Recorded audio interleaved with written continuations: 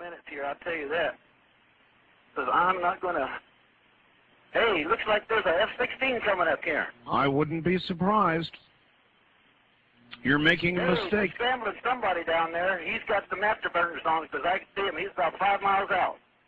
That old boy is cranking. Yes, sir. And I see something opening up here on the ground. I'm pretty low now. I'm starting to pick up all kind of buildings down here. I see something here is level with the ground, and they're opening this thing up. There looks like something's coming up out of that. I can't tell you what it is. It must be on some kind of a... hold on here. I got to make this turn. All right. I think this old boy's going to head up here for me.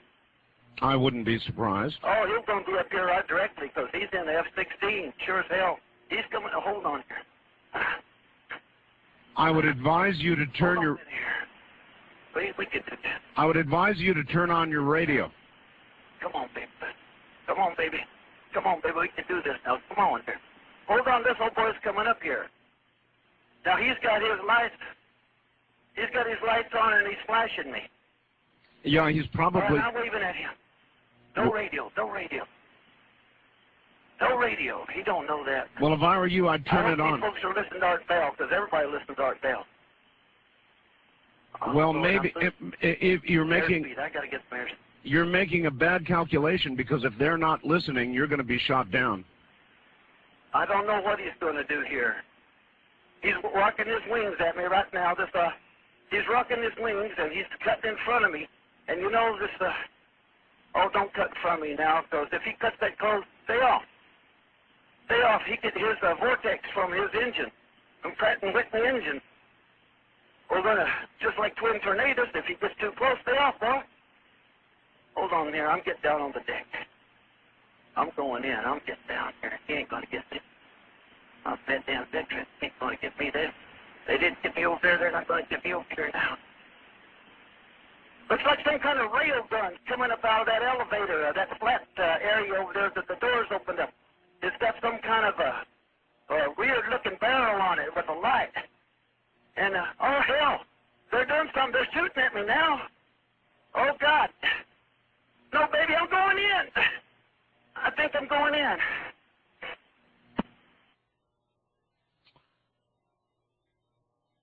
Oh.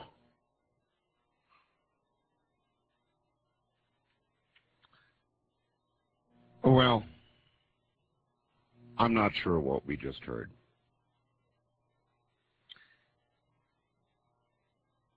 All I can tell you is I got a fax that read,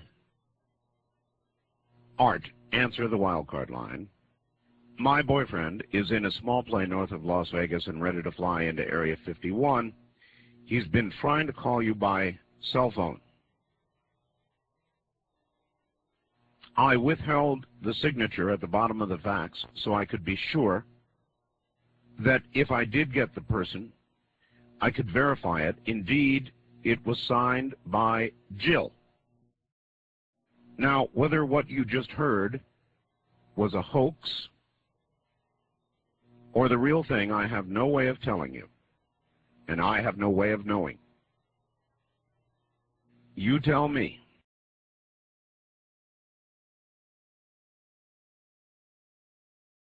What happened in Paris? I talk to a lot of people about out-of-body experiences. They're called OBEs. And I've been to the edge of an OBE before, Larry.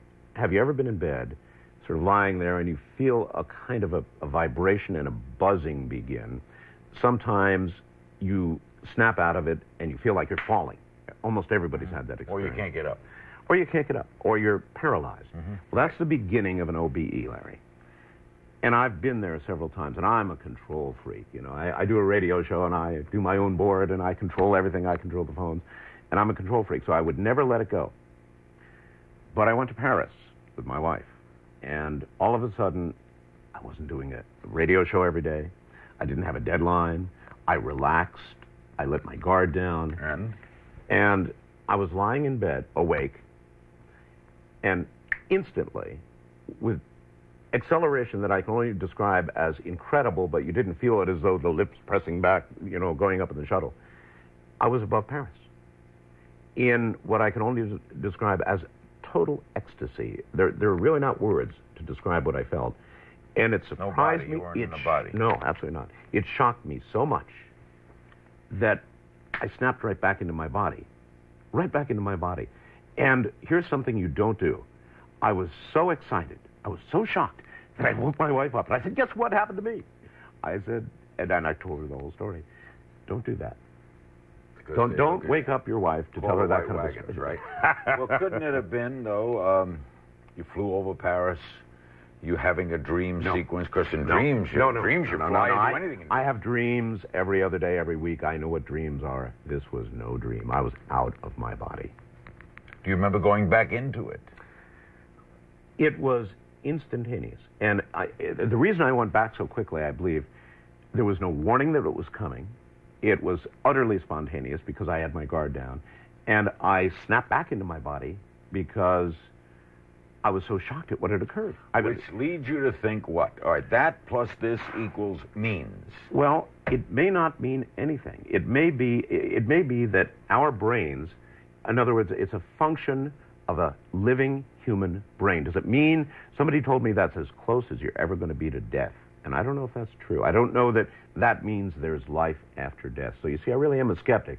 But it may mean that it's a function of my living human brain. Some people near death report things like that, right? Absolutely. That when they don't die and they come back. Absolutely. But short of one a couple thousand years ago, nobody's come back after 3 or 4 days to tell us, I've never.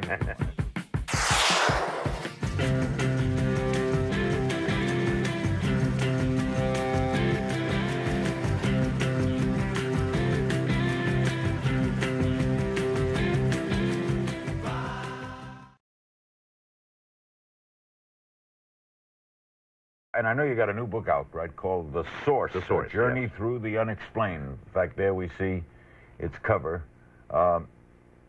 When you got into this, did you become a believer or a reporter? I'm still a reporter. I don't think you could call me a believer. And everybody's always asking for proof. Do you believe in aliens? Well, I believe they could be here. Are they here? No, I can't say that. But a lot of your callers describe it, right? Of course. I've interviewed abductees. I've interviewed doctors who have taken implants out of people's hands and other parts of their body. So sure. Now, if you question it, do you believe that they believe it? How do you separate that from the charlatan? That some of them believe it. How do I separate it? I don't. In other words, I assume that my audience is made up of adult people. And so I present them with hard science. I present them with soft stories. And I allow them to make the decision.